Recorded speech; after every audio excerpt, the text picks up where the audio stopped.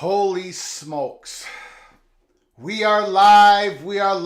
Welcome to college football's Peek Around the Corner with your host, Greg Flugar. We cover everything in college football because we love everything in college football. And if you do as well, please subscribe to our ever-growing channel. Smash the like button if you like our content. Share the video with your family and friends. And if you want to support our channel to help us keep the lights on, hit the dollar sign when you make a comment and we'll get to your comment as fast as possible. Welcome into the studio that sits on the corner of Keith Jackson Parkway and Kurt Gowdy Avenue.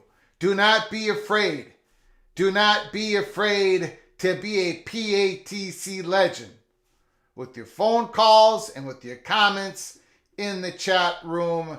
Welcome in, everybody. Welcome in. Today, Sunday, November 12th, we're going to be talking about Jimbo Fisher. He was let go, the head coach of Texas A&M. I put an episode out earlier this morning, right when it came hot off the presses. If you've missed it, go check it out. I think it's episode 329. We're going to talk about a little bit of that. We're going to get into the Athletic article that came out earlier today talking about the possible candidates for the Texas A&M job. There's one guy out there that I'm going to put at number one on the PATC's Texas A&M hot board list. We'll get to that. Then we're going to go through the Week 11 results. Michigan dominating Penn State. I know the score. Michigan won by 9, but Michigan is playing lights out. The Ohio State Buckeyes, Georgia Bulldogs. Florida State got a big win over a rival. I know Seminoles might not think of Miami, Florida as a rival anymore. They got another tough win. Every time the Seminoles meet adversity, they pull it out. And this is how it works. This is how it happens. When you finally make that leap for the Seminoles, it's making that leap again, just like a decade ago. When you make that leap, when you are contending for a national championship, the first go around, the coach, the coaching staff, they have to squeeze every juice out of what they've got. Mike Norvell is going to be having a whole lot of more juice coming in the next few years if the Seminoles can close this out to get to the college football playoffs. Washington Huskies, they win a big one. They've gone through a tough stretch here. They keep winning. Washington Huskies keep winning. So does the Oregon Ducks. It's gonna be a fascinating second half of November going into the conference championship games, and then of course to the 14 invitational. Next year is the 12-team playoff. But we're not going to start our show, unfortunately, discussing Jimbo Fisher, who's going to be the new head coach of Texas A&M. We're not going to be talking about Penn State again. Coach Franklin getting rid of another offensive coordinator at Penn State. Whole lot of things going on in the college football world. Boise State let go of their head coach. Are they bringing in Harsin once again? Maybe, possibly. He's there. He's available. He's from Boise. He went to Boise. He played at Boise. Maybe he'll be the next coach at Boise State. So much to get to. But we got to start with Michigan.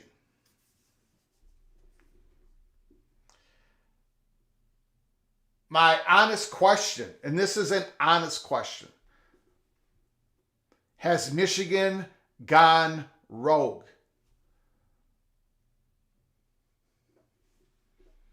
Honest question.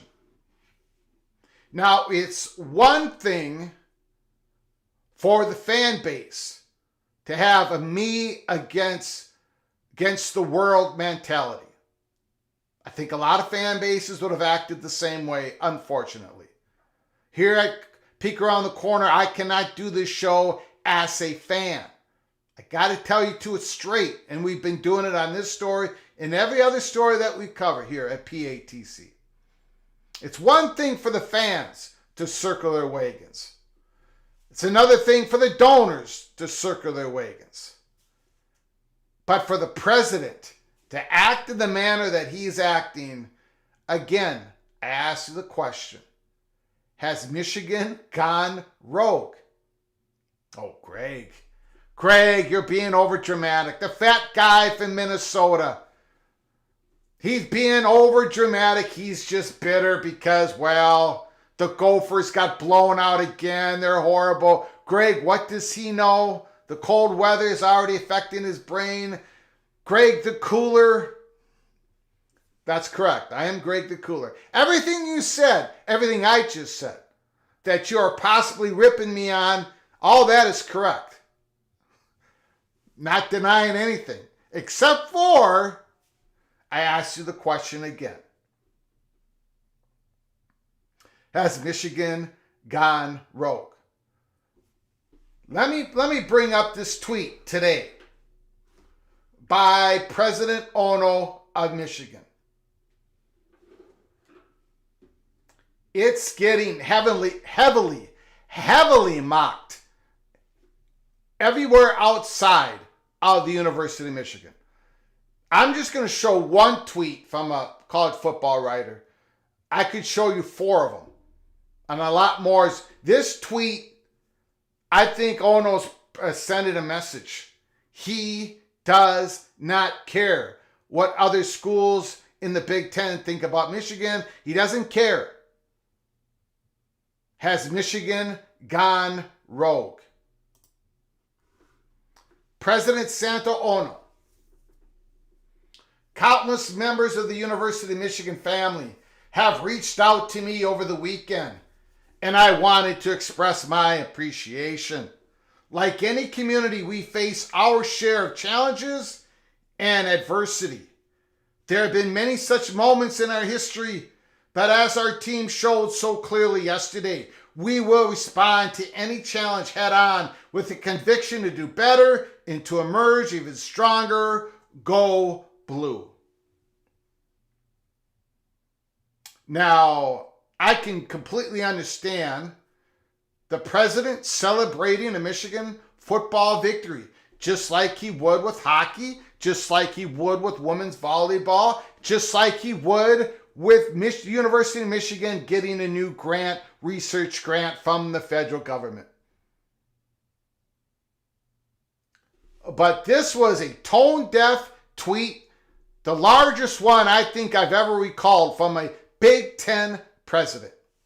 Yes, Michigan has got an outstanding football team. They could be the best team in the country. They are stacked. J.J. McCarthy, Corum, Edwards, the defense, the offensive line, Lovelace. They've got good coaches. They've got everything. But let's start with this. As you read this tweet, when he's talking about there have been such moments in our history, Michigan did this to Michigan. Nobody outside of Michigan did this to Michigan. The evidence is there. The commissioner has the authority. Not to mention that Jim Harbaugh very likely could be back on the sideline on Saturday because they're having him, the court on Friday, the injunction in the state of Michigan. We will respond to any challenge head on with conviction to do better, to emerge even stronger. How about accountability, Santa Ono? Let's take this back a moment. Let's just take this back a moment. The University of Michigan had a meeting with the NCAA, the Big Ten Commissioner. NCAA, Big Ten Commissioner, President Ono, and their legal counsel at the University of Michigan. They were showed the evidence. The evidence that the NCAA had at that time. Now, there's more that has happened since October 18th. President Ono has the evidence in front of him all the way back to October 18th. So please save me with the due process garbage, because that's exactly what it is. October 18th. Later on October 18th, the president of Michigan and the Big Ten and the University of Michigan's legal counsel had a meeting. A second meeting. Late in October 18th, no action was taken on County Stallions. October 19th, no action was taken on County Stallions. October 20th, Big Ten Commissioner called the President Santa Ono, talked about the situation again, and finally, Michigan suspended County Stallions with pay. In the November 8th letter that Michigan sent out, Santa Ono said, we haven't received any evidence in regards to the allegation of in-person scouting. President Ono said those words. That's not true. It just isn't true. That's why it took longer for the Big Ten when they were writing up their response. It took them a lot longer to write that letter. Now, I was wrong. I take the L. I said it wasn't going to take much for the Big Ten to absorb Michigan's letter because there wasn't going to be much in Michigan's letter. There was.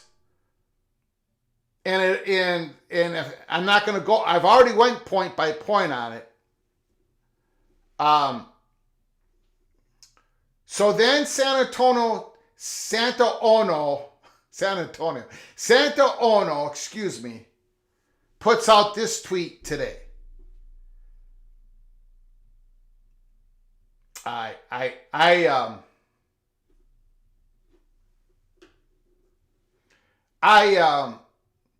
got to say, I've been saying that Michigan was Michigan before the Jim Harbaugh era. Michigan's going to be Michigan after the Jim Harbaugh era. Now I'm not so sure anymore. You've got a president who does not care about his standings, his personal standing among the 13 Big Ten presidents.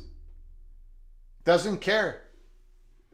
The Big Ten commissioner knows that his November 8th letter was, not going to say the word, this is a family show. So what's going on at Michigan? It's not just the donors. It's not just the great fans. It's not just the coaching staff. It's Connie Stallions. It's all the way at the top. We know of at least one Michigan regent that doesn't approve of any of this. There might be another one. But President Ono, that tweet, man, that sends a message.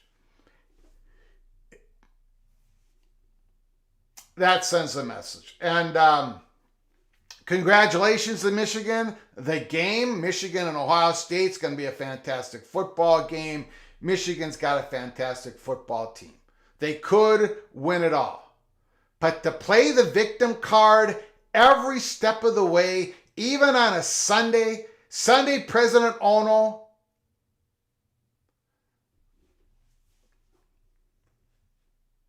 I ask you the question again. Has Michigan gone rogue?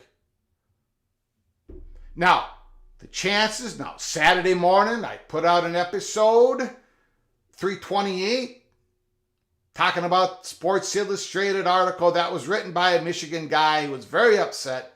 You could tell the emotions coming out of that article. I did a Maize n Brew, SB Nation, Michigan, synopsis of the SI article, talking about how the regents have talked about the Michigan leaving the Big Ten.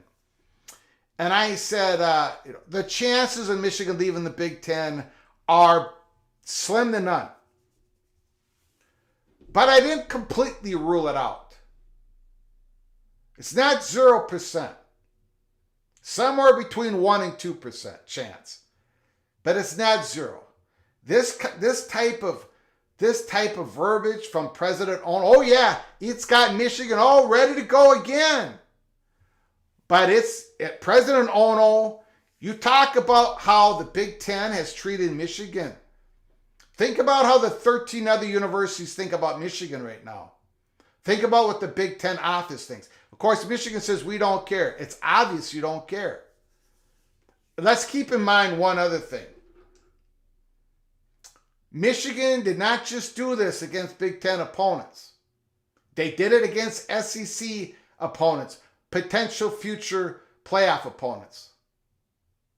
So if Michigan knocks on SEC's door, they got some questions for President Ono as well. There's been no accountability.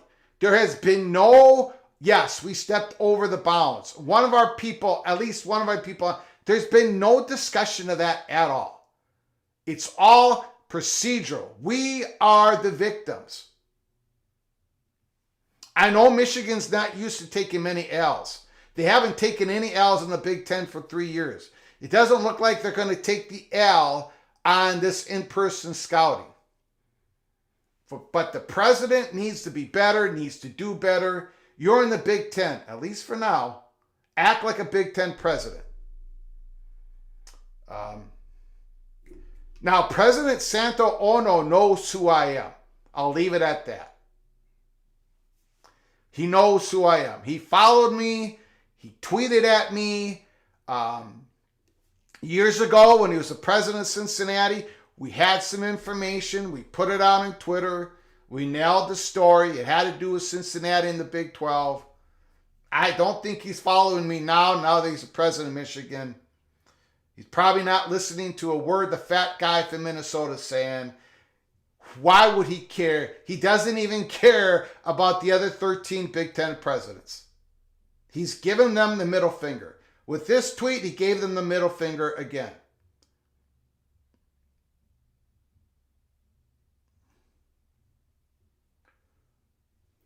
I wasn't even going to do Michigan today.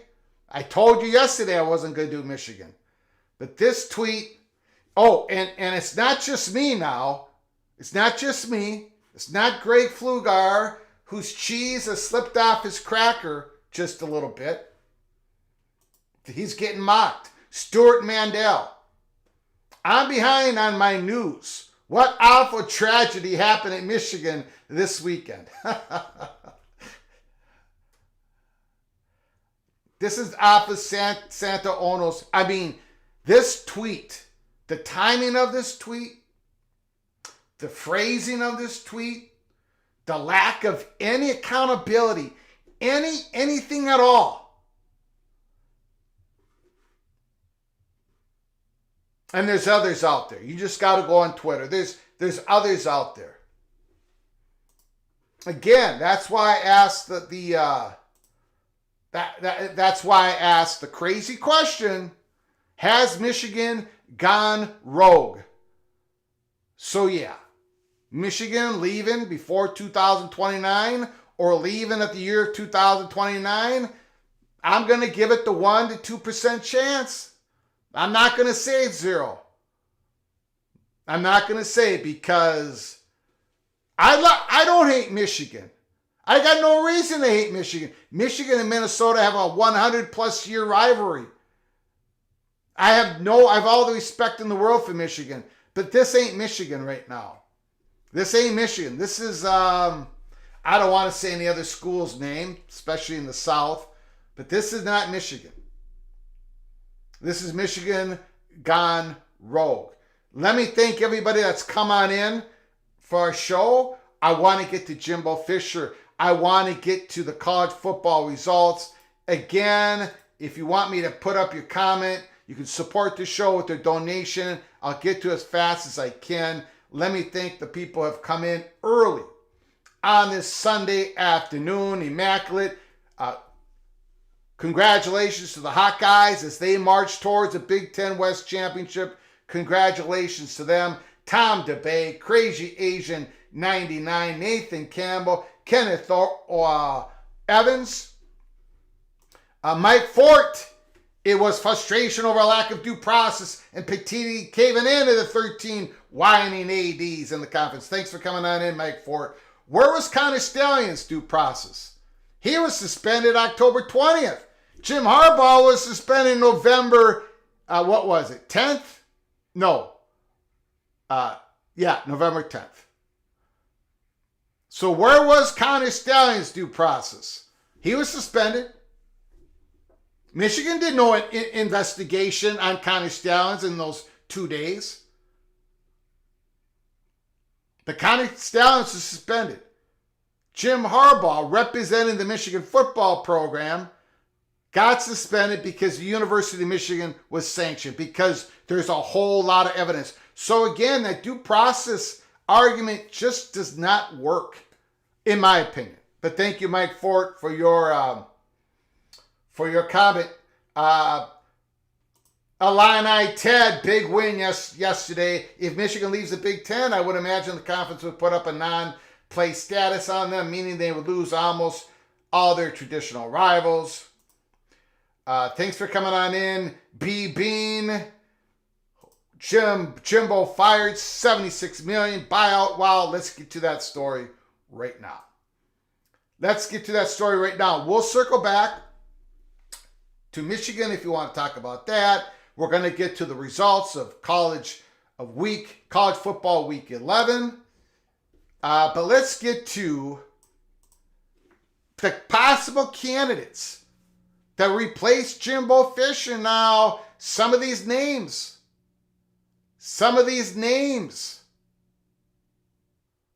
are probably names that you would like to, stay at the school that you love so dearly.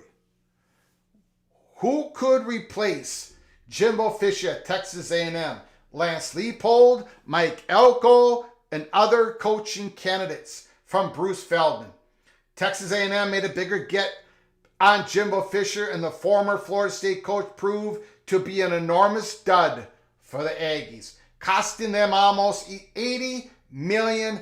$80 million to get rid of him after 6 massively underwhelming seasons. Fisher had one good season in 6 years, and that was the COVID-19 season. He landed a lot of huge recruits, but the losses kept coming. His team hasn't won a road game in more than 2 years. The school paid a fortune for a coach who produced one top 15 season. And in 4 of his seasons, his teams didn't even make the AP top 25 and couldn't even get bowl eligible last year. As a source told The Athletic earlier this season, it's year 6. What is Fisher going to do now that convinced anyone at this point that he can lead them to a national title? What's another 8-4 going to prove? Fisher did win a national title at Florida State. Jameis Winston. Big reason why. But he left that program in disarray before bolting to A&M. Still, he was a splashy hire for then athletic director Scott Woodward. And now the Aggies are searching for another coaching savior for a proud program that hasn't won anything since World War II. Can you imagine that? They haven't won anything.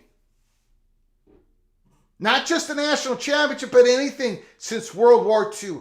All of that money, all of that support, humongous fan base, the recruiting grounds of Texas A&M. A&M has had 2 top 5 finishes in the past 67 years. One under Kevin Sumlin in his debut season, and the one under Fisher, which was the COVID year. Here are the possible replacements for Jimbo Fisher. Again, I'm not going through the whole article here. Kansas Lance Leipold is expected to be high on the A&M's list. What he has done at Kansas has been truly remarkable. Kansas was the bleakest program in college football that hadn't won more than 3 games in a season in 11 years.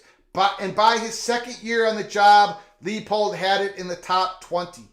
The 59-year-old Wisconsinite, who won 6 Division III national titles at Wisconsin Whitewater before transferring Buffalo into a top 25 program, knows how to build a program and develop a winning culture.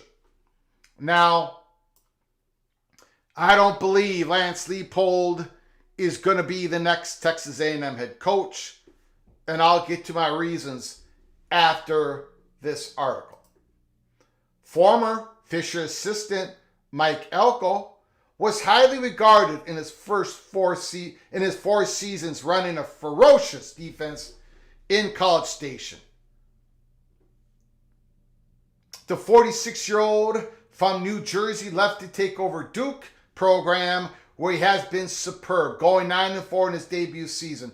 Elko and his Blue Devils built on that momentum by whipping then number 9 Clemson 28-7 in the opener this season. This year they're 6-4, with all 4 losses coming against ranked opponents, and they've had to manage with standout Riley Leonard being banged up.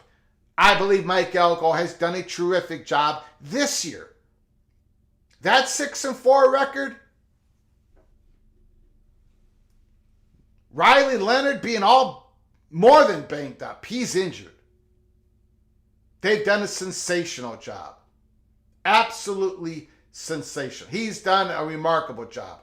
He is a true blue candidate for the Texas A&M job. Similar to Leipold, Kansas State, Chris Klieman is a proven winner who won a bunch of national titles at the lower division, winning 4 FCS titles at North Dakota State. And like Leipold, he and his staff are respected by other coaches who think their players are always well coached.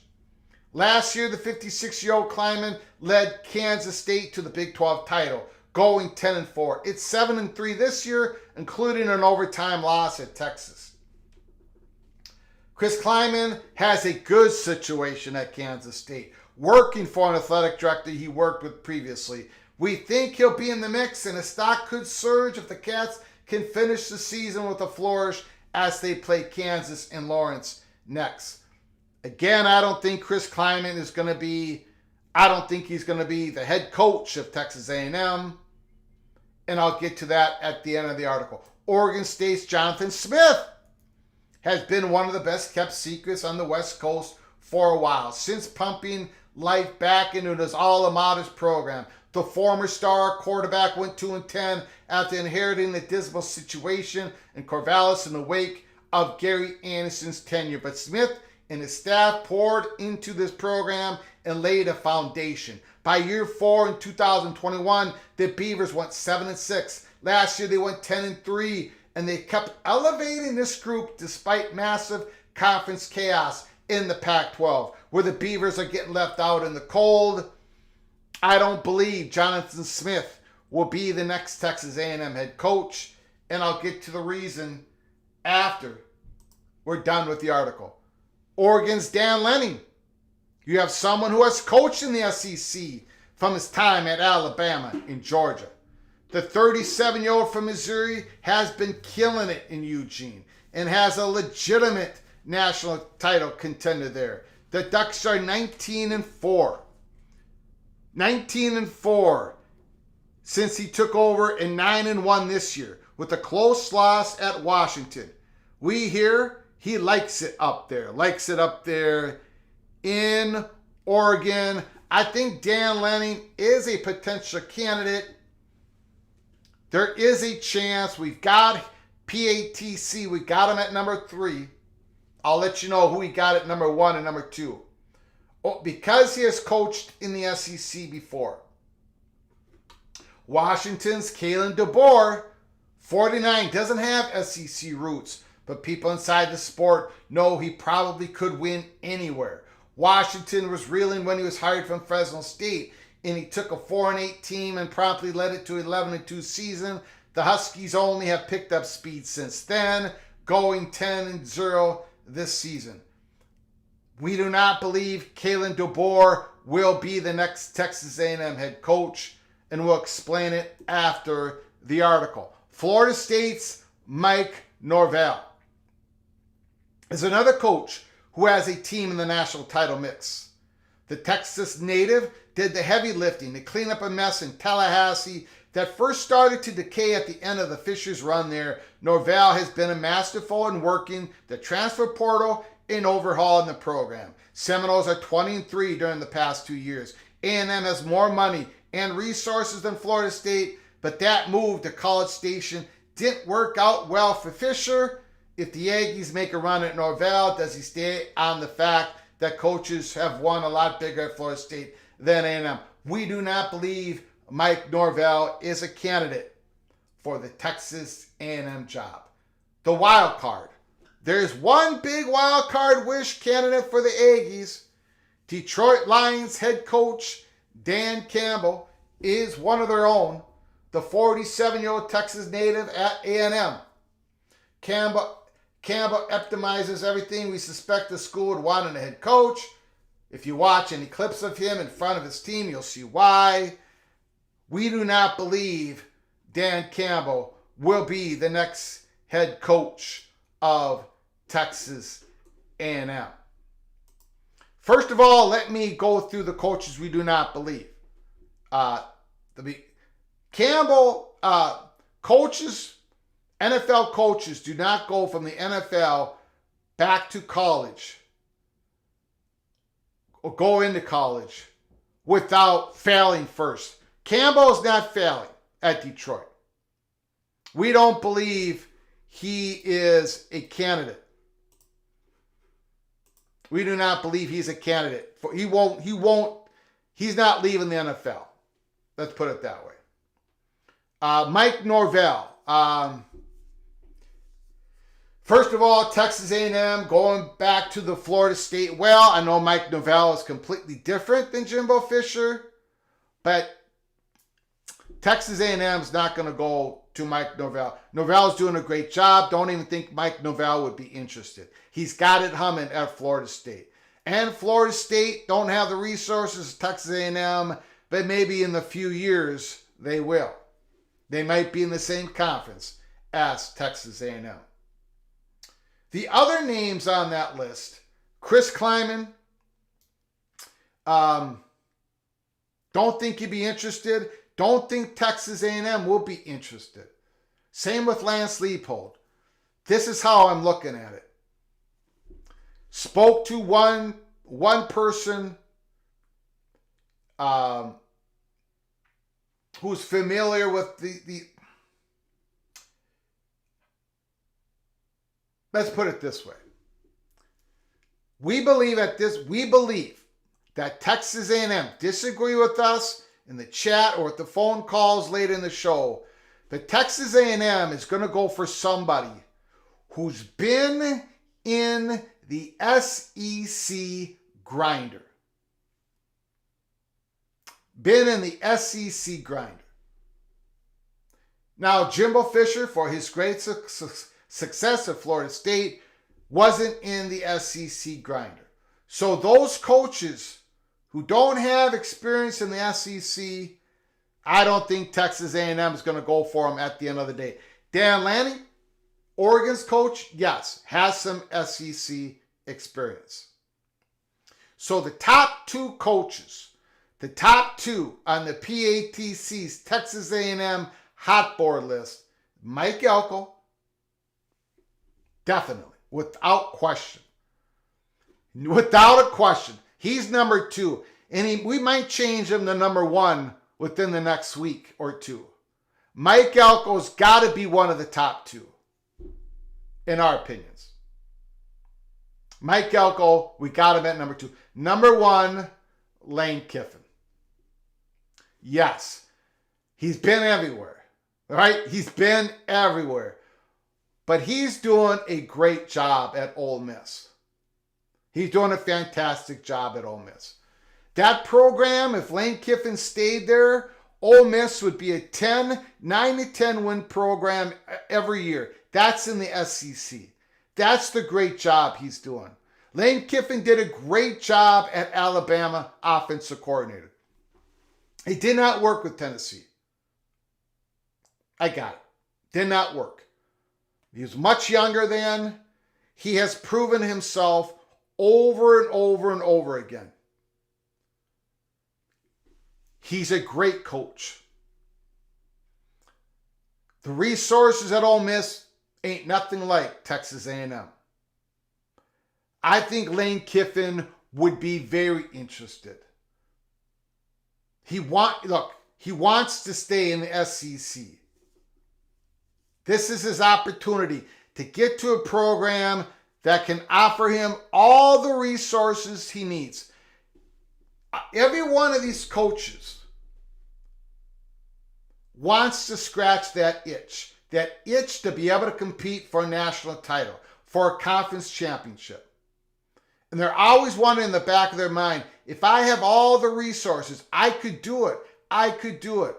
And I think he was not ready at Tennessee. He's ready now.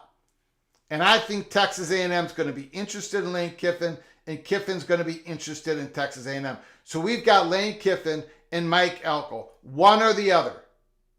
Those are the top two candidates to become the Texas A&M new head coach, in our opinion, here at Peek Around the Corner. Lance Leipold, he's not going to the SEC. He knows the recruiting grounds of the Midwest. It doesn't mean he doesn't take some out of the state of Texas. He does. Lance Leipold, I would be floored, shocked. I think Lance Leipold wants to stay in Lawrence to finish out his career. I really do. And I don't think Kleiman has any interest in going into the big ocean of Texas A&M. He loves where he's at. So it's got to be a combination of somebody being interested in College Station in College Station being interested in that person. And I think both Lane Kiffin and Mike Elko fits the bill in Coach Lanning as well, a little bit from the University of Oregon. So that's what we think. Fake Tom Osborne, thank you so much for your super chat, for your generosity of this program. I appreciate it so much. Option 1, Bill Callahan and his trademark throat slash would be a great fit at Texas A&M. Option 2, Scott Frost and trademark onside kicks. Well, you deserve... I wasn't ready for that.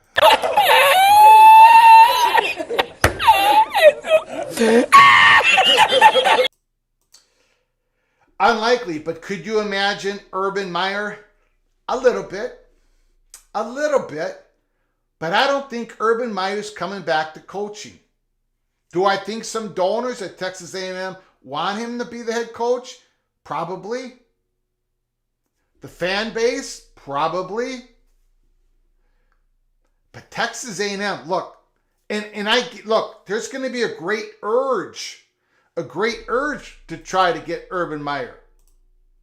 Remember, next year, the Texas Longhorns joins the SEC. Texas A&M years ago finally got out of the shadow of the Texas Longhorns. Out of that big brand, burnt orange Texas Longhorns. They got out of that shadow. The Big 12. They went to the SEC. Supposedly they were promised that Texas would never be able to follow them in the SEC. Texas A&M gained some recruiting advantages over previous Texas A&M schools, teams. And then Texas, it happened, 2019. Texas is joining next year in 2024. Expanded playoffs. Here comes Texas and that big brand.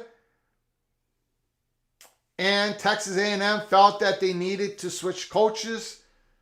And some probably want that big splash on this alone.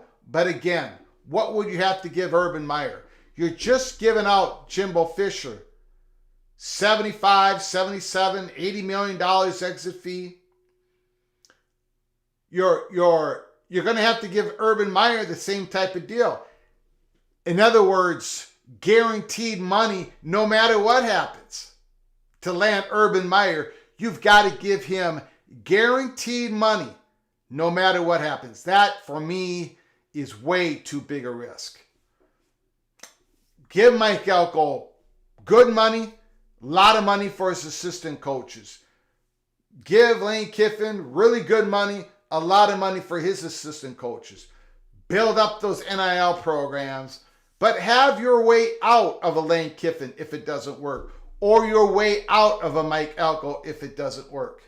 This is the most expensive payout of a coach leaving in history. I think Gus Malzahn from Auburn used to be the largest buyout. I can't remember what the numbers were, in the high teens or somewhere in the 20 million, maybe 17 million, something like that. This is 75, 77 million. Thank you for the super chat, fake Tom Osborne. I appreciate it. Now, we'll get to more of your comments. If you want to support the show, hit the $sign. We'll get to your comment as soon as possible. And we'll get to phone calls here in a little bit. Any moment now. Any moment. We've got to go through. We have to do this, man. It was a week of consolidation at the top. The Buckeyes, they're rolling. 38-3. The Buckeyes are ready for the big game in 2 weeks against Michigan. Georgia 52-17 over Ole Miss. Georgia is a-rolling. The Bulldogs trying to become the first team to three-peat for the national championship since my Minnesota Gophers back in 34, 35, 36. Michigan, I know the score is close, but Michigan, man, are they impressive. Holy smokes. That Michigan team is a real threat to win it all. Just like Georgia, obviously, just like the Buckeyes, Michigan is playing some incredible football. Florida State escaped 27-20.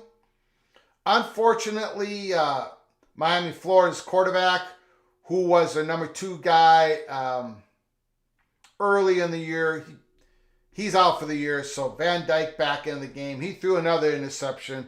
Florida State escapes.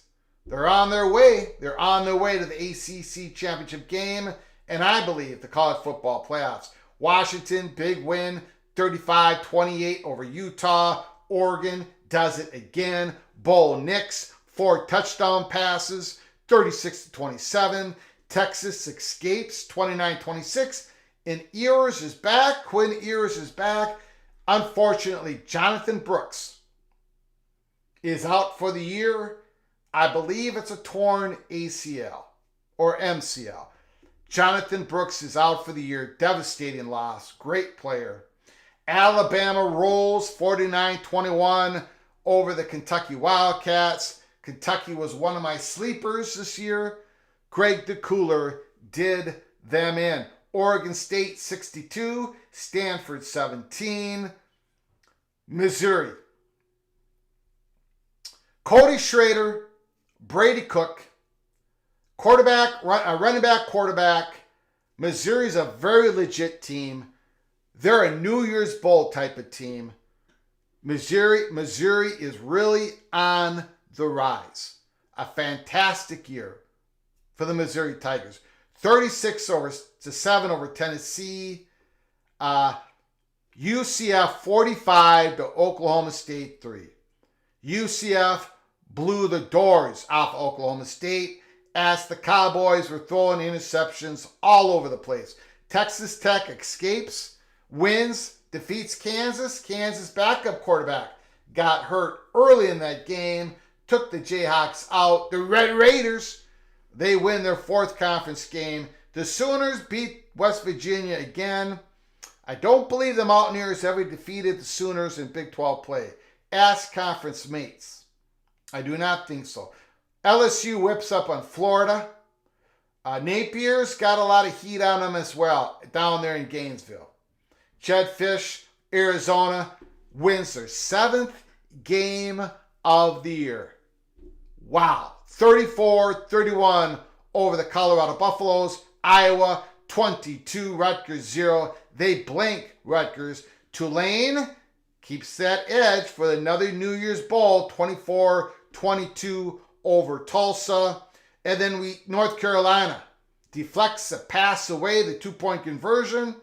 North Carolina 47, Duke 45, Kansas State 59, Baylor 25. Those are your top 25 games. The results, wow.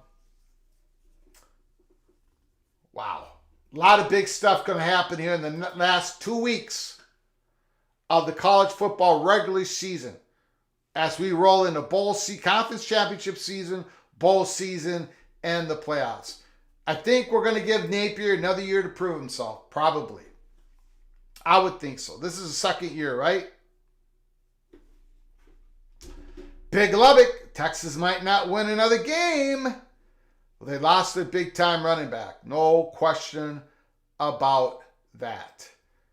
No question about that. Richard L., Buffalo, Colorado Buffalo, outside of the loss to the Ducks, we've been very competitive, and Schumer seems to be stabilizing the ship. Again, 4 wins. It's more than I thought Colorado was going to get at the beginning of the year. I think I predicted 3-9. So, pretty good. Pretty good. I went back and watched the beginning. I'm mind-boggled that Michigan doesn't understand that they brought it on themselves. I guess you have to admit if you did something wrong first, or Yeah.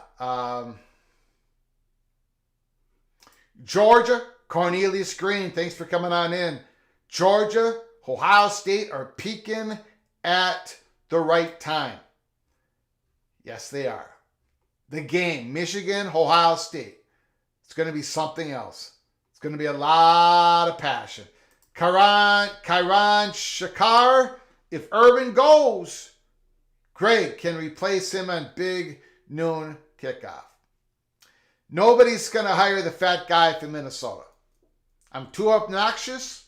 I can't speak. English is a difficult language. I don't look good in front of the camera. Obviously, it's never going to happen. Never going to happen. Okay. Let's get to phone calls. If you want to give us a call, talk about anything in college football. The college football landscape is crazy. 763-260-1333. 763-260-1333 is the number. Give us a call. Anything college football. Hummus Hero, you can't axe Napier. He currently has the third-ranked recruiting class of 2024. Give him 2 more years. What's going to happen to Texas A&M's recruiting class?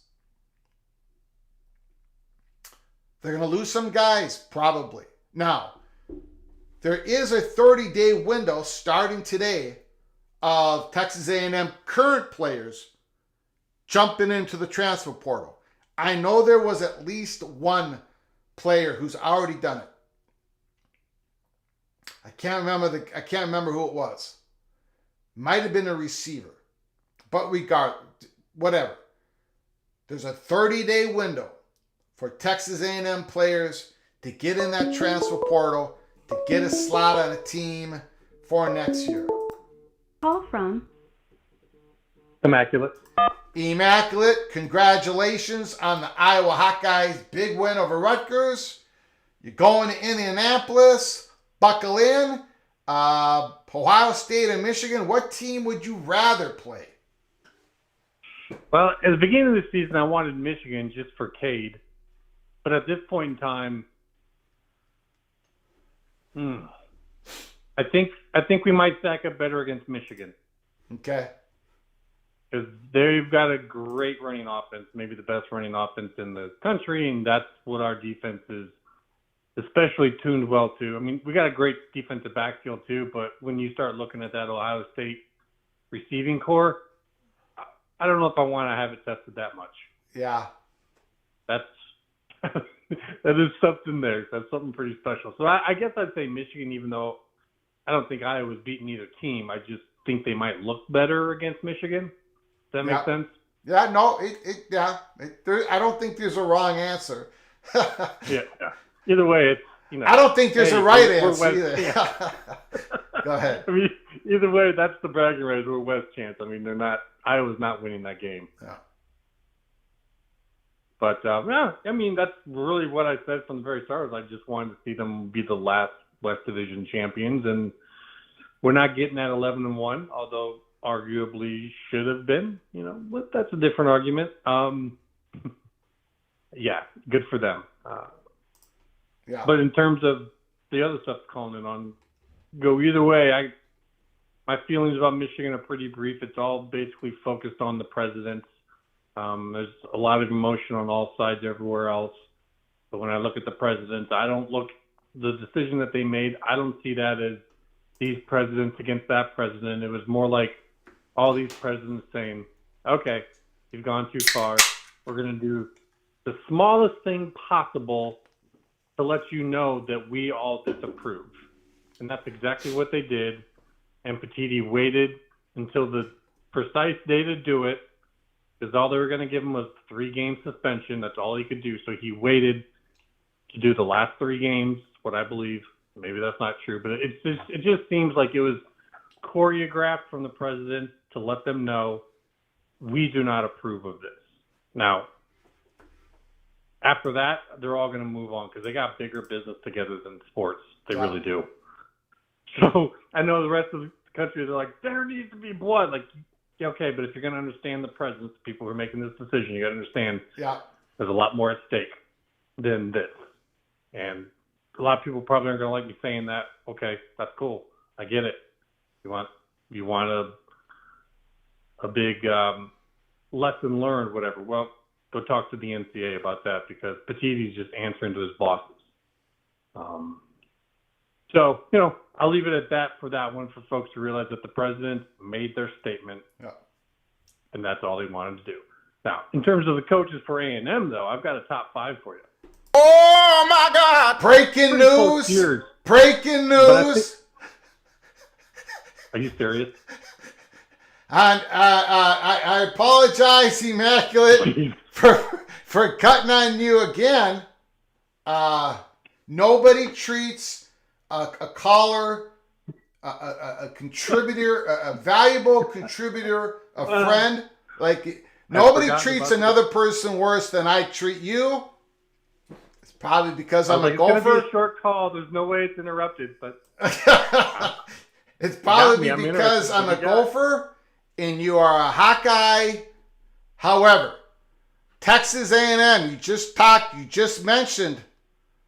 You're just about to go into the top 5 candidates, Texas A&M. I do want to hear what you got to say, but you're about to ruin my top 5. No. Texas A&M athletic director just was asked a question as Immaculate was talking, or a couple of minutes before Immaculate started talking. Texas A&M athletic director Ross Bjork asked what bothered him the most about how things were going under Jimbo Fisher and what the program lacked the most. His answer was consistency, positivity, and confidence. That's something. Okay. I apologize, Immaculate. That was just said, so I had to break in once you started talking about Texas A&M. Go ahead, Immaculate. I think my top 5 answers this. I think that was perfect timing. Yes. So, number 5 is Mr. Stoops at Kentucky. He's been in the SEC. He knows how it works. Who was that? But, Stoops at Kentucky. Oh, got it. Yep. It's not their first pick. I mean, if it comes down to it, you're kind of going, oh, God, maybe we shouldn't have let Fisher go. But you're in this position now. If you can get Stoops, at least he's going to hold on to the shift wheel for you. Mm-hmm.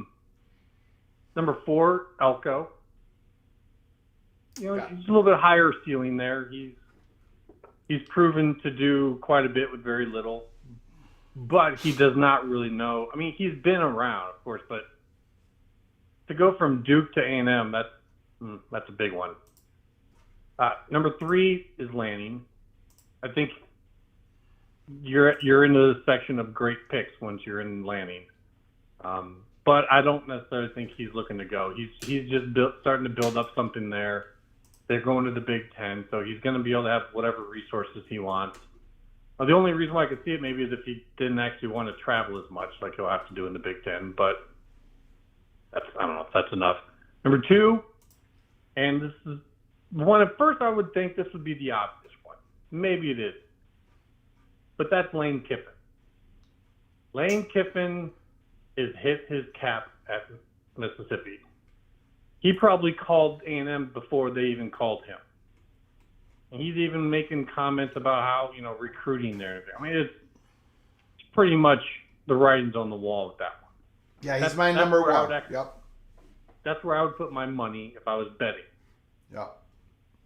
But the number 1 choice who they should absolutely go get to have as the Texas A&M Aggies head coach the 2024 season, a season when they are going to be playing Texas as an in-conference competitor, is Mac Brown. Huh? Go get Mac Brown. Man can put together a coaching staff. He's doing pretty well at UNC with, what you got to work with there. And you cannot tell me that that's not going to get into the head of the Texas Longhorns in their very first season in the SEC than to see Mac Brown on the other side of the field leading the A&M Aggies. You don't think his age is a problem though? I'd say get him for 3 years. Tell him bring in 2 great coordinators, and one of them is going to be your heir apparent. And so go look around and see who, as a coordinator, is ready to take over in 2 or 3 years. I would say look at Sean Lewis out of Colorado. Look at I'm sure there's all kinds of guys in the SEC that I don't know. And yes, mostly I'm joking around about this. Yeah. But if it happened, that would be one of the greatest moments in college football. I mean, just pure entertainment value. Yeah. Like I said, my bet is Lane Kiffin. I wouldn't even be surprised if they're already working out the paperwork. He's my number 1, too. I got Mike Elko number 2, but yeah. So it was, but I put that out there for some folks, and I think it'd be hilarious. Yeah. Because if there's anything that trumps, actually doing well, because they've done serious picks and not doing well, it would be to get underneath Texas's skin. So if they can bring someone to do that, like maybe Tom Herman or some previous person who coached at Texas. Tom Herman, actually, it's not a terrible decision, but no. My real pick is that Lane Kiffin, they're already getting the contract ready to go. He's my number 1 too. I think that's going to be it. Or Mike Elko. I think those two, for me, it's going to be one of those two because they've both been in the SEC. They've both been through the grind, and now I think Lane Kiffin's grown up. And Mike Elko is he sensational. He was great at College Station. He's as a defensive coordinator. He's either one, man. Either one. I think Texas A&M donors would throw the money at it. You got to get the donors on board. So. Yeah. And that you got to have a splash going, for this after. But it also opens up a great opportunity for someone at Ole Miss. I mean, Kiffin has built that program up about as far as it can go.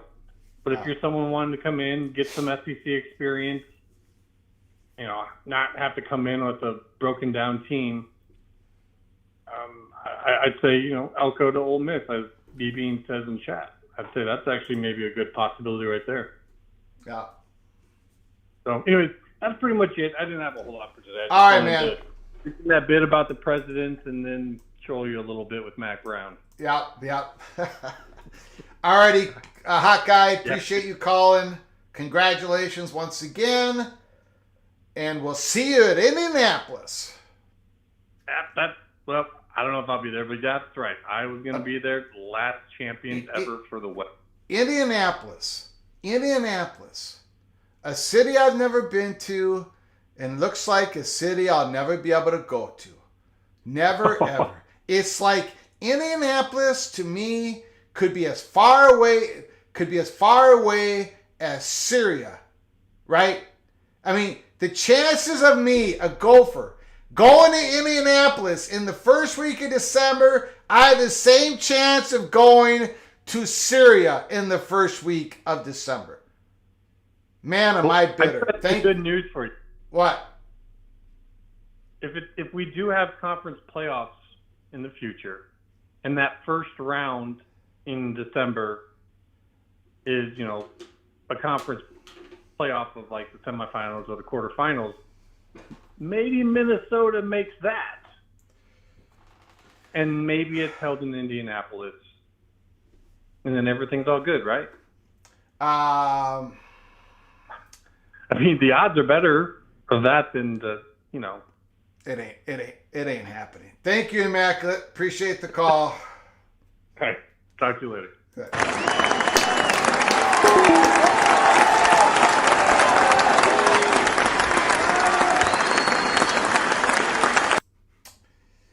Tony Tony L. Barber. Bizarre Twitter rumor. Kiffin and his son to Oregon, landing to A&M What, Lane Kiffin committed to Oregon? Is that what people are saying? Lane just posted a pic of his son in Oregon. Well, congratulations to his son. Call from Steve. Steve, Mr. Bearcat, the floor is yours. What do you got to say? I just want to touch on President Ono and his tweet today or communication today. Yeah. Between you and I, he's trying to rally the troops that are pissed off right now at the University of Michigan. Okay. A segment of donors, a segment of the administration, a segment of the faculty. And I'm not going to say what percentage it is because I don't know. But there's some people that are pretty upset with the way he has handled this and the way Ward Manuel has handled this from the start. And he's trying to rally the troops. He's trying to get those people and reel them back in. Plain and simple. That's what he's trying to do. Because there's people on the Board of Regents that aren't happy with the way this is being handled. I won't say it's over 50%. There are people there. There are boosters and donors that aren't happy. There are faculty that aren't happy. And there's people in the administration that aren't happy. So what this was about today was him trying to reel them back in. And that's the part that you don't hear from all the Michigan talking heads that's happening right now. Mm-hmm. And I'll leave it at that, my friend. Yep. Have a great night. Appreciate it. I know some things, so we'll go from there. Talk to you later. Appreciate it, Steve. Thanks for the call. Yep. Mr. Bearcat.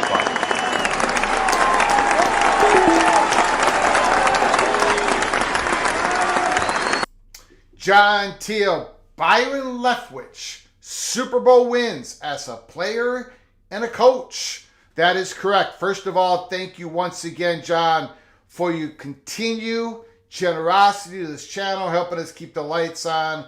I appreciate it so very much, John. You're a great contributor to this channel. Brian Leftwich. Now, yes, 1-1 as a player. 1-1 as a coach. He was the offensive coordinator when Tom Brady won it for the Buccaneers, correct?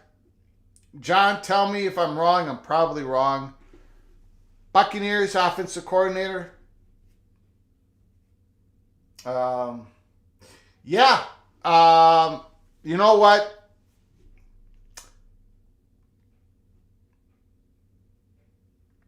Yeah, I think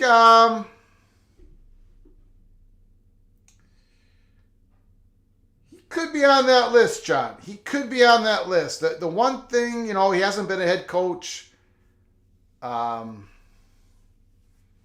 college. Yeah, you know what? He's in the wild card column that I think is more gettable, more potentially something there other than Coach Campbell of the Detroit Lions, the head coach.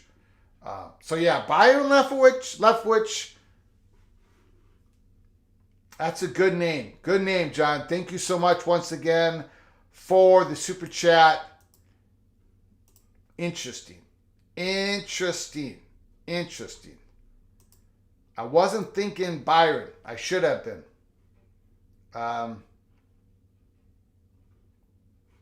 Young blood. Yes. That's right. Okay, I got it right. Offensive coordinator, Buccaneers, Tom Brady. Highly respected. No question about it. That's a very interesting name. That's somebody... I like that wild card way more than the Campbell Detroit. No one's going to be leaving a head coaching job in the NFL. I don't see it. So,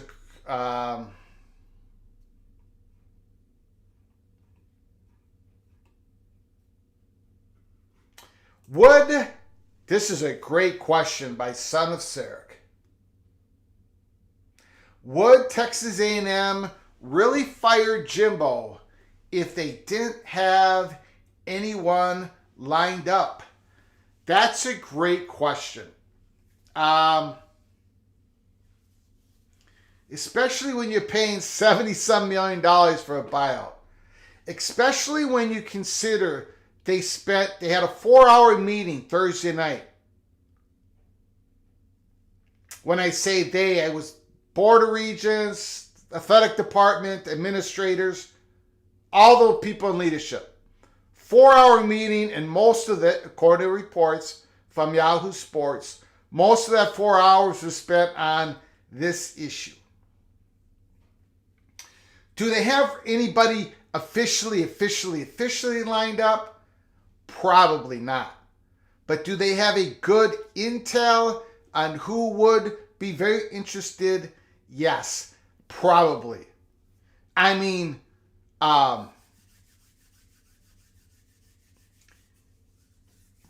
these agents, they're always communicating to these athletic departments.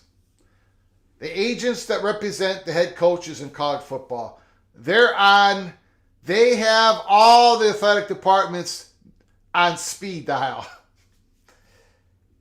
You remember, these agents, they have big names, they have medium-sized names, they have guys just getting into the business of college football, ready to get their first offensive coordinator job, head coaching job. They got a bunch of clients. The big agents got a bunch of clients, and they've got some top ones, and they got a slice of the pie, the revenue, the contract. And these college football reporters have the agents' names, the phone numbers on speed dial. The number one reporter in regards to that is Pete Thamel. Pete Thamel. Let me put up his tweet earlier. Nobody in the business knows these football, the agents for college football, for the head coaches, these agents more than Pete Thamel.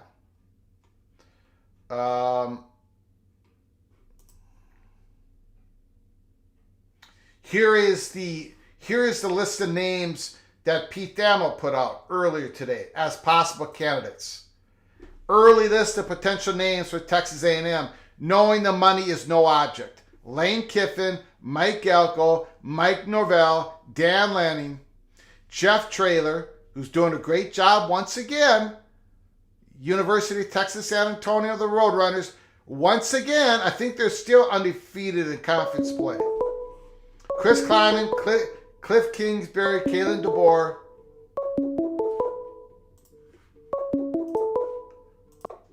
Call from Moen, Mr. Buckeye. Ohio State getting ready for the game against the Michigan Wolverines.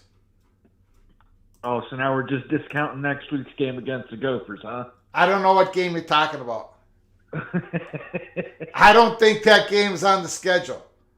Yeah, we're not looking past you guys. I Great rifle. I'm busy next Saturday. I got things to do, very important meetings. With who? Don't ask, because I've not made up the names yet. Anyways, Moen, the floor is yours. Well, I'd like to start with Michigan. Yes. You had quite the diatribe at the beginning of the show, and I had put this on Twitter earlier this weekend, but I want to reiterate it now. This is Michigan arrogance. And if you're not an old school fan of the Big Ten, you've never seen this before. And that's because Ohio State has consistently beat them the last 2 decades. So you really, if you haven't been around, if you haven't been watching the Big Ten since the 90s, you're not familiar with Michigan arrogance. But this is Michigan arrogance. Plain and simple. Michigan goes around with their nose in the air and thinks they're better than everybody else. And meanwhile, they didn't take severe enough punishment when their basketball coach sucker punched another coach. They still have buildings named after both Schembechler and Fielding Yost. This is typical Michigan arrogance. It's hypocrisy. They've been doing this for the last 120 years, Greg. It's not anything new. It's just now people are getting to see it up close and personal for the first time in a long time. I mean, that's all there is to it. So when I ask my question, is Michigan going rogue? Your answer is Michigan is going Michigan. Do I got that right? That's right. Okay. That's correct. This is nothing new for Michigan. Like I said, Juwan Howard sucker punches a coach, they give him a slap on the wrist. Any other job you sucker punch somebody, they'll fire you. Connor Stallions has this elaborate scheme. They're told about it. They're shown evidence of it. They have to be pestered for 3 days to suspend the guy. Michigan arrogance. Michigan can do no wrong. I'm not going to get into all Bo Schembechler's and Fielding Yost stuff. Yeah. But you know what I mean. This isn't new for old Big Ten fans. This is Michigan arrogance. So I'm going to put that out there. As much as everybody hates the Ohio State Buckeyes, we're probably one of the most hated teams in all of America. You can thank us for the last 20 years for kind of trying to beat some of that arrogance out of them. But unfortunately, now that they've had a couple good seasons, it's back. It's back and it's worse than ever. So hopefully in a couple weeks, we'll take care of that again and put them back in their place. But as far as Texas A&M goes, Greg, yes, I have to think Dan Lanning is the number one. Ooh. I mean, if they're not going to blink at spending $76 million to get rid of Jimbo, they're not going to blink at paying Oregon $20 million to get him out of there. And like you said, he's coached at Georgia. He was an analyst at Alabama. Yep. He knows the SEC well, both East and West. And if you want to pull up that tweet again, see what the AD said and tell me if those three things don't fit what Dan Lanning's doing in Oregon to a T. Yeah. No, I've got him number 3 for all the reasons you said. The only reason I've got Lane Kiffin just a little bit higher is I think Lane Kiffin would be more willing to leave Ole Miss, no disrespect to Ole Miss, than Lanning leaving Oregon at this time as they go to the Big Ten. But yes, I think Lanning is a real live potential, is a candidate, no question about it. Yeah, I think I'd put Lane Kiffin number 2. I think Lanning's got way more upside. Younger coach, more exciting, more energy. And he's shown that he can recruit at Oregon as well. So, of course, he has the money to recruit at Oregon, but he'll have that money to recruit at Texas A&M also. So, I put Dan Lanning as my number 1. I got Dan Lanning. I got Lane Kiffin. After that, I would probably put Urban Meyer on the list. I know you don't think he wants to coach again, but I think he wants a redemption arc. So I could see him coming back to try and get another national championship with his third team, and would be the first one for Texas A&M. So I could definitely see Urban Meyer. I don't know that Shelley Meyer would like it, but I could definitely see Urban Meyer trying to pursue getting back into coaching. Yeah. Yeah, we're going to hear the name Urban Meyer quite a bit here now. Obviously, one of the things about an Urban Meyer, the name, he would, let's just be honest here, they're going to have to satisfy the donors with this hire at Texas A&M. They're shelling out 80, 70 some million to Jimbo Fisher. They're going to have to pay for a great coaching staff. The money's going to have to flow in, just like it's been flowing in. But the spigot's got to be open, wide open. And an Urban Meyer selection would probably most likely open that spigot wide open. So, yes, I agree.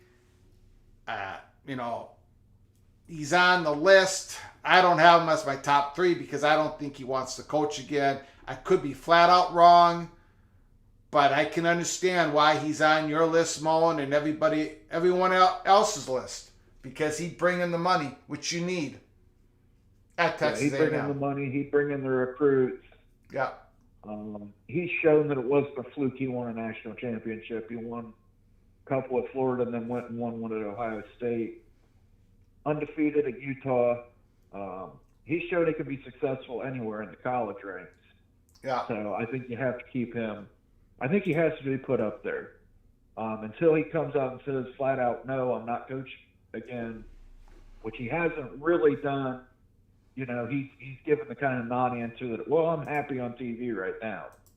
Well, that's right now. And until somebody gives him a coaching job that he thinks he can have a lot of success at. And I think Urban Meyer in the Southeastern Conference, he's done it before. Put him in Texas to where he can recruit Texas and Georgia and Florida. Oh, boy. Could be dangerous. So I will keep pushing for Dan Lanning until then. Well, you could be on something, or you're on something, but I think Dan Lanning is definitely a name we have to keep watch of. Yep, that's all I wanted to say, Greg. I just wanted to give my thoughts on Michigan and give you my top 3. All right, buckle up for next Saturday, baby. I mean the Saturday after next Saturday. That's what I mean. Right. It's a bye week this week. And Moen, all those comments that I made to you in the off season, when I threw you a couple of elbows, when I told the PATC community that I thought you were nervous about the Minnesota game in the second to the last game of the season. You remember all those shots I kind of threw at you? I do recall something. Like I was joking. I was joking. Okay. I was joking. I wasn't serious. I knew it was sarcasm. I knew you were being sarcastic. I picked it up. It's the only joy. Right. It's the only joy I have. Thank you, Bowen. Appreciate it. Have a great evening, Greg. Thanks. Yep. Thank you.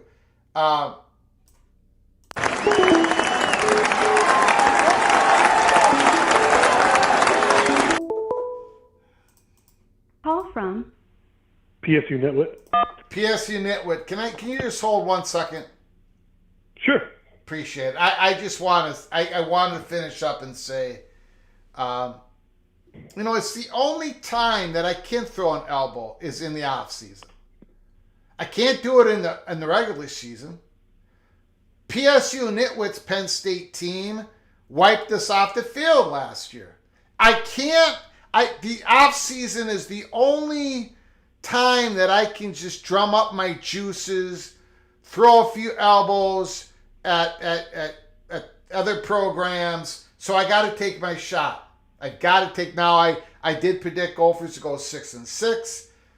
I'm not sure they're going to get there, but whatever. But I have to throw my shots during the off season. So I hope everybody understands. PSU Nitwit, the floor is yours.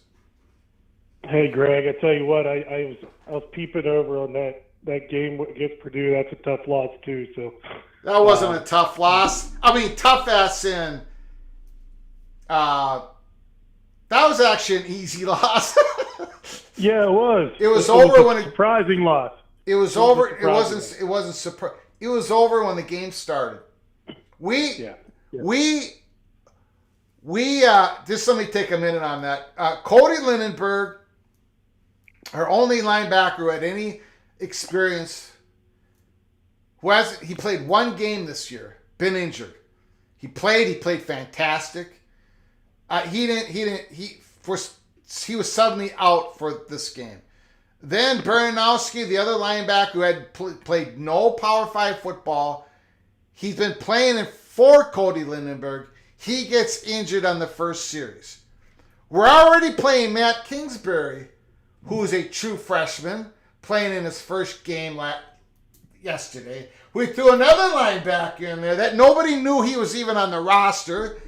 I mean, We had guys who didn't even. We are completely overmatched. Back seven by the worst teams in college football.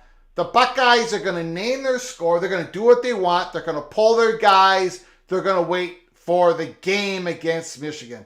PSU Nitwit, I apologize. The floor is yours, sir. That's all right. We can both drown each other in our sorrows here after Saturday. But I tell you what, people don't realize to be at that game. Man, I tell you, there was some hitting, some linebacker play, standing guys up. You heard it on the sidelines.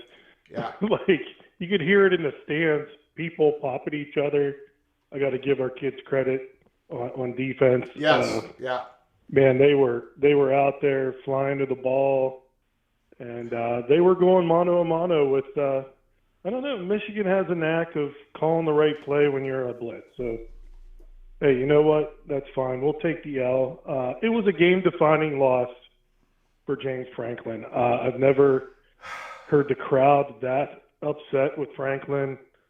They were booing. Fans were heckling him in the tunnel when he was walking off.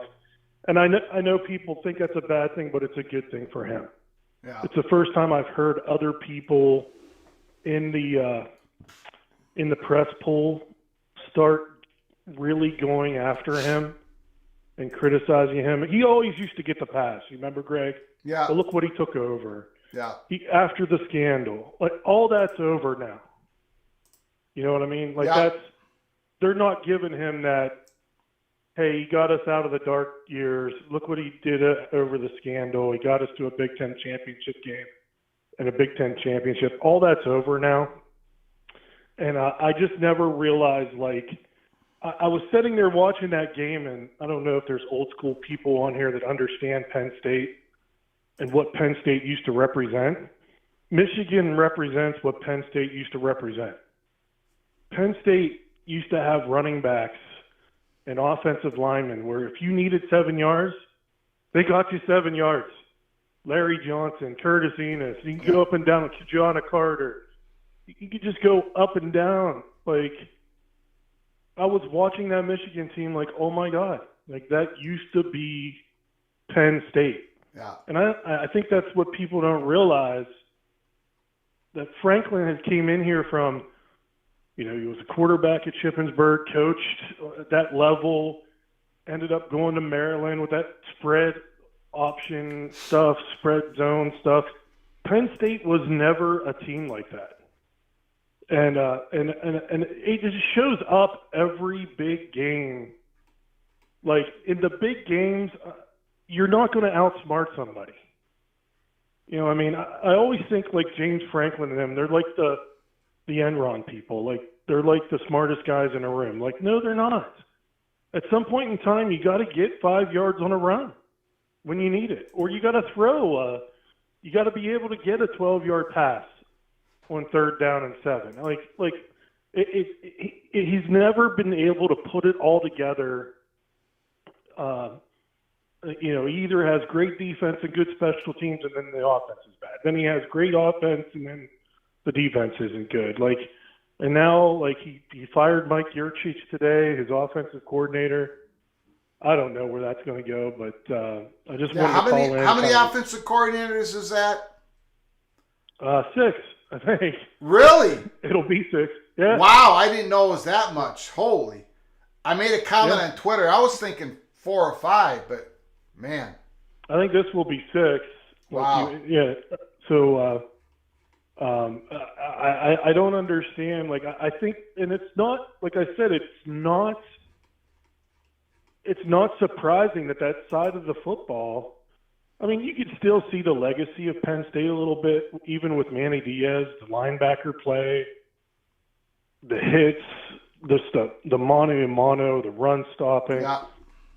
You still have that historically at Penn State. You have that linebacker legacy. Mm-hmm. You don't have that. The offense is totally different. Like they just never, you know, like I was watching Michigan, like, wow, that's how Penn State used to be. You used to run the ball for 8 yards and power running.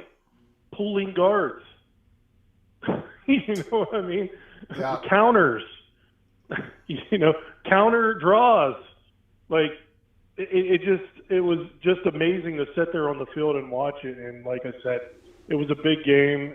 We didn't come up, we came up short. But I think overall, I've watched these two teams live, Michigan and Ohio State. And I hate to say this, and I love the Ohio State fans and Michigan fans in the chat. I mean, but they're not the top 5 teams in the country. I mean, if you look at Oregon, Washington, every team has a flaw. I mean, as much as Michigan won, they didn't throw a pass in the second half. Yeah. You're not going to do that against Oregon, right, Greg? I think after all this, I don't know. Big Ten's not very good. Yeah. The Big Ten's not very good. I think Michigan is great. So I disagree with you. I think Michigan's great. I think the Buckeyes better than Bo Nix. What? Better than Bo Nix? I would love to see it in the college football playoffs. I think Michigan's fantastic. J.J. McCarthy. Now they did run out. He got injured. He got nicked up. I don't think Michigan was threatened by Penn State's offense. So I think they just grounded it out. They have 2 great running backs. J.J. McCarthy has played brilliant this year. So has Bo Nix. But J.J. McCarthy, now this is just my opinion, okay? Just my opinion. But in that game, Michigan did not throw it at all in the second half, right? But during the season, J.J. McCarthy makes plays downfield. And, of course, he makes it with his legs. But he does make it. He's completing about 80% of his passes, or maybe high 70s now. Throws it. They make enough plays downfield that the linebackers cannot, the other team's defense cannot get on, can't be on their toes flooding the line of scrimmage because Michigan makes enough downfield plays, which open up their great running game. Penn State, Drew Allard, they don't make the plays downfield. Lambert Smith's a great wide receiver, but I don't think they have the weapons. Drew Allard hasn't shown quite, he's not there yet. He isn't. This is his first year starting, though. He isn't. Yep. Okay, so Penn State didn't even try to go downfield, did they? So Michigan kept just coming closer to the line of scrimmage, coming closer. All those flat passes, the receivers, those are not going to work against Michigan. They're so up in your face. So I think Michigan's great. I think the Buckeyes, I think they would challenge, those 2 teams could challenge Oregon, Washington, Georgia, just like they did in the conference playoff last year. If Michigan wouldn't have blown that game in the locker room the way they defended Duggan and TCU, and if Ohio State would have made the field goal, we would have had a Buckeye-Wolverine championship game. That's just my opinion. I mean, like I said, that's your opinion, but I've seen them live, and I've seen both teams. It's not like at some point in time you control the game and it's easy, and it still wasn't easy for Michigan. They have flaws, and so does Ohio State. I don't see that in a Georgia. I don't see that in an Oregon. I know they went up there and they got matched with Washington, but I did watch the Washington game. I mean, there's some high-powered offenses that Michigan's wide receivers are not going to be able to keep up with. Both teams' wide receivers couldn't get set. Here's how good the defense was, Greg. Mm-hmm. Both teams' wide receivers couldn't get open. It was obvious. And we just got outpowered at the line of scrimmage. You are not going to be a top 5 team if you don't have receivers that can get open. And I think that's where Ohio State has the advantage. Yeah. So we'll see. We'll see about that going in. Yeah.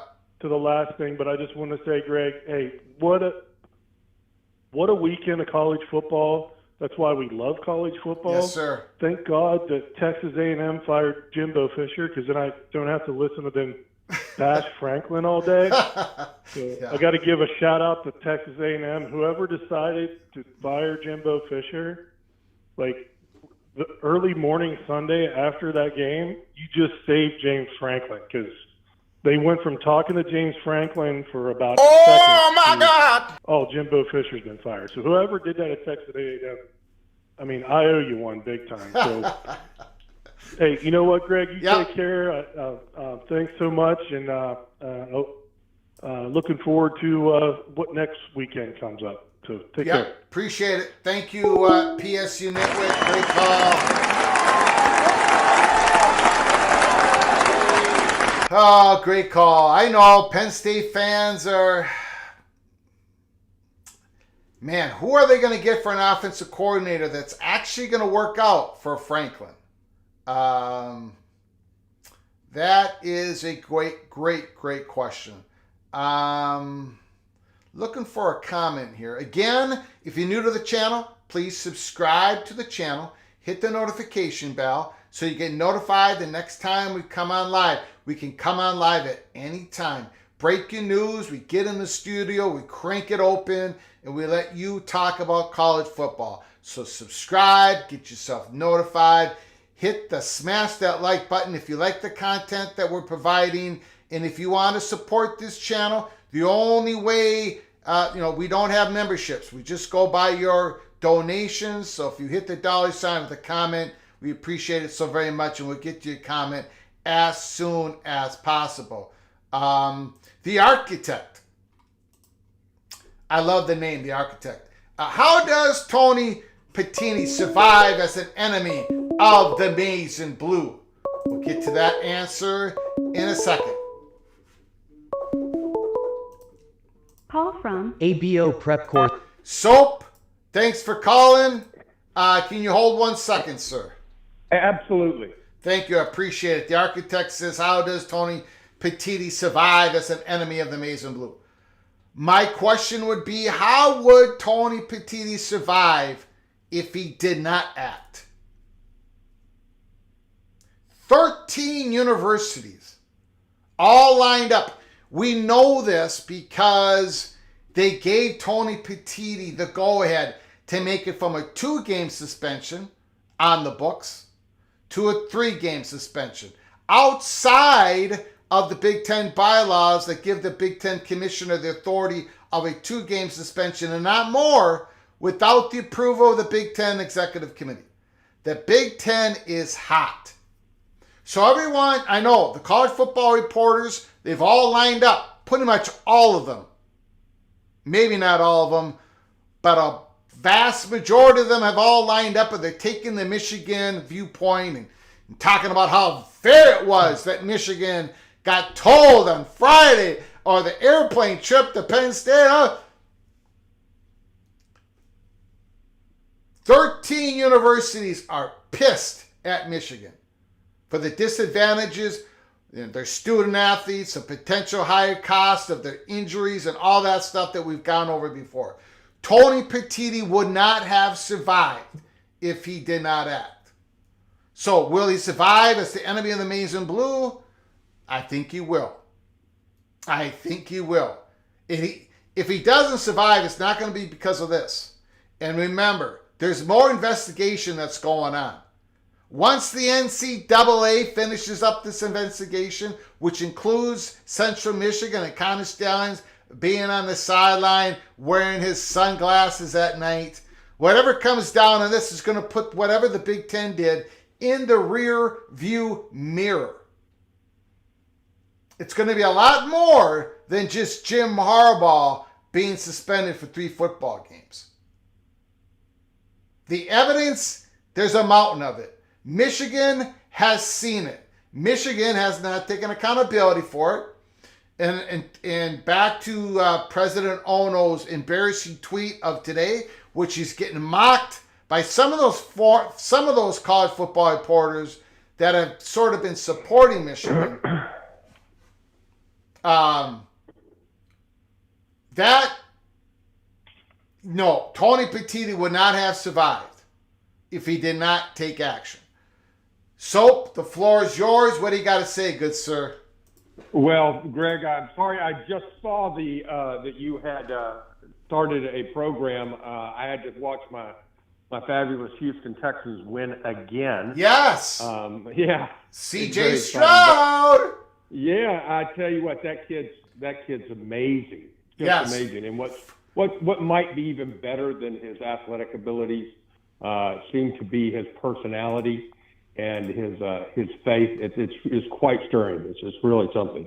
However, I digress. I want to talk about Texas A&M. I don't think a lot of people recognize really what Texas A&M is. Texas A&M is the largest university in the United States. It has more students and more alumni than any other university. It's bigger than Michigan. It's bigger than Ohio State. It's 50% bigger than the University of Texas. It has as much money as any other institution because the land that is underneath the Permian Basin, which is the gold mine of oil and natural gas in this country, is owned by the Texas University Fund. It was given to them during when the Republic of Texas became a state. That money, that land was deeded to them. So all of those oil wells, the leases on them are owned by the Texas University Fund. So that's how they can get away dropping $80 million and not worrying about it. And the fact that there's such a big university, and if many people know anything about Texas A&M, it's quite unique. It is the most their fan base is very loyal, very traditional in having the core, and I mean everything from bonfires to yell practice at midnight before games. There's a whole incredible tradition at Texas A&M. So their ability to raise funds is incredible. That all being said, I can't believe that they would fire Jimbo Fisher after a 50-point win unless plans had already been made on who they were going to hire and what they were going to do. That being said, I think that it leaves two names that I know what I listened to earlier, you talked about Dan Campbell. That, and I'm not saying Dan Campbell would do it, but that's the type of person that Texas A&M could and should put in place there. They have to have somebody going into the SEC who, beyond being able to recruit an SEC area, they need to be able to show their dominance in Texas to every other school and keep all of the Texas recruits in state. If they can have a national a program that puts up national champion competitors, they will keep those kids in state and they will dominate.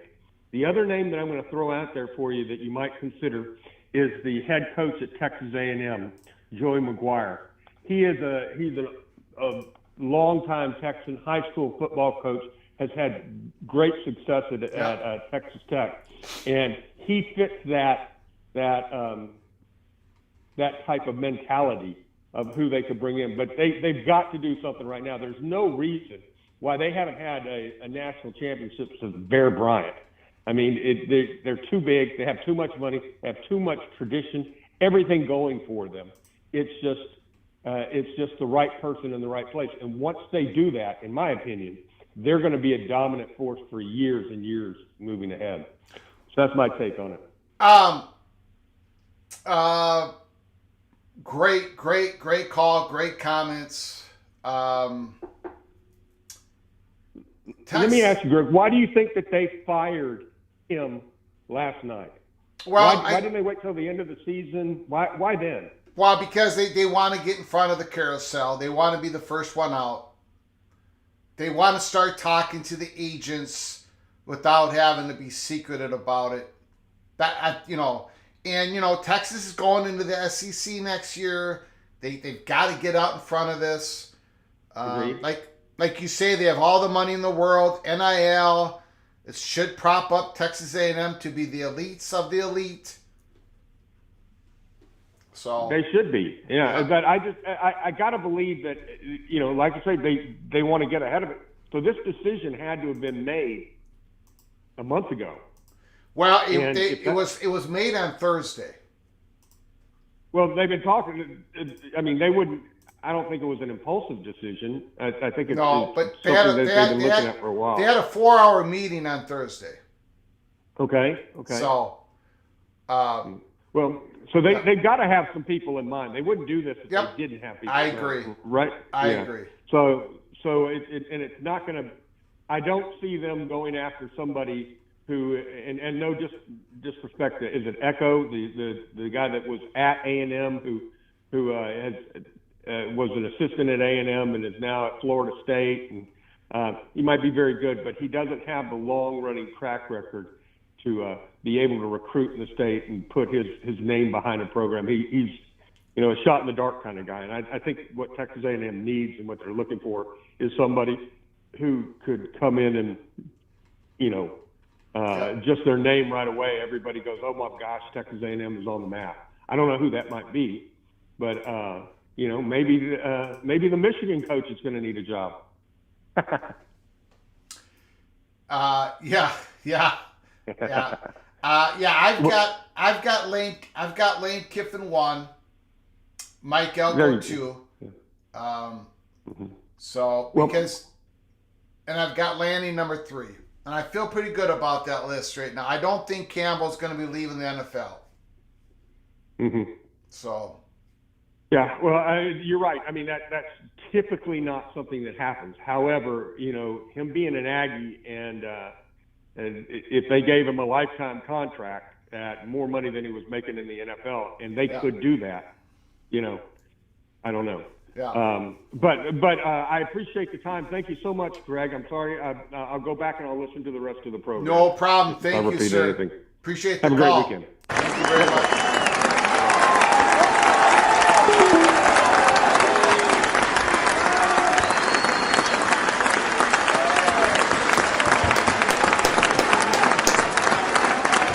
Great call, Soap. Thank you. Great comments about Texas A&M and the potential of Texas A&M. Of course, we've been hearing about that for decades. But especially now, in the era of the NIL, where there's going to be revenue sharing as well from the school, conference, or both going to the student athletes, Texas A&M should be at the very top. They should be playing with the elites, challenging for the national championship, challenging to get into the SEC championship game once out of every 3, 4, 5, 6 years, and that hasn't happened. PSU Nitwit, thank you for the large super chat donation. Thank you so much for your incredible generosity. It helps us out so very much. I'm buying the drinks, Greg. Yeah, I think this is for depression of the Nittany Lions and the Minnesota Golden Gophers. Thank you, PSU Nitwit. Thank you for the great phone call, for your great friendship, for your great contributions to this channel. And once again, I'm sorry that Greg the Cooler picked Penn State to win the Big Ten championship this year. It wasn't Franklin's offensive coordinator. It wasn't the inability of the offense to make big chunk plays. It was myself who picked Penn State to win it, and I am the one that brought the Nittany Lions down. So again, I apologize to you and Nittany Lions fans throughout the country. Thank you for your large, incredible, generous donation. PSU Nitwit, thank you so very much. Appreciate it. Thank you, my friend.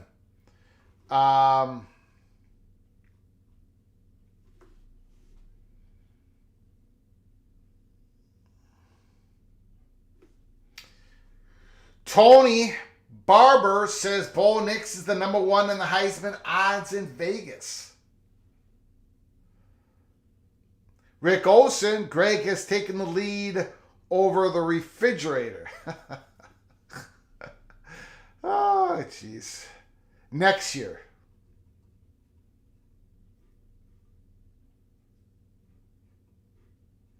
Next year's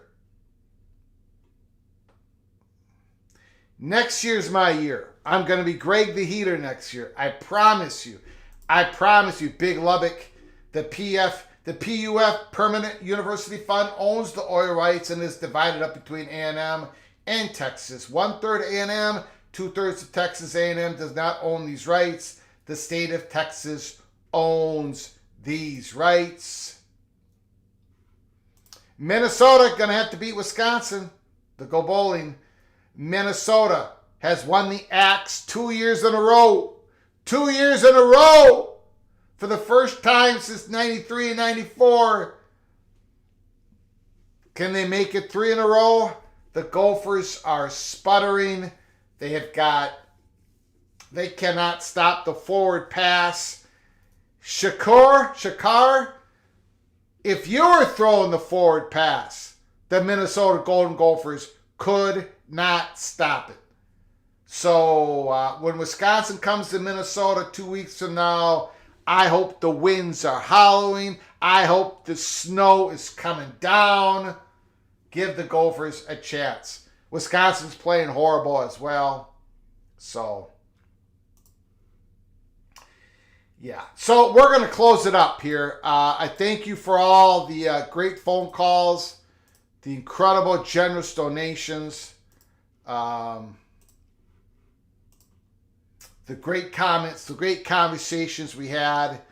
Is Michigan going rogue? Well, the president, University president, Michigan's president,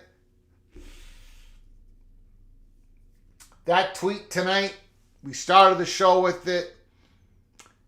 Still, the University of Michigan is not close to taking any accountability on what at least one member of the Michigan staff was doing. That was been prohibited since 1994, and there's a mountain of evidence.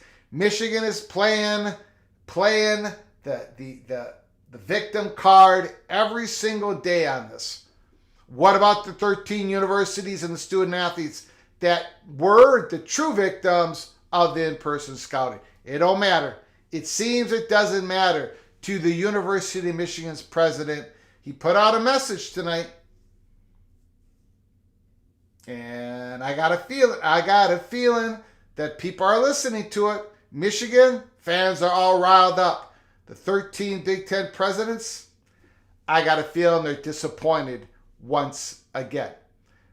So before you leave the chat, please subscribe to our channel, hit the notification bell, and smash the like button if you enjoyed our content tonight. Until next time, which could be any moment from now, could be tomorrow morning.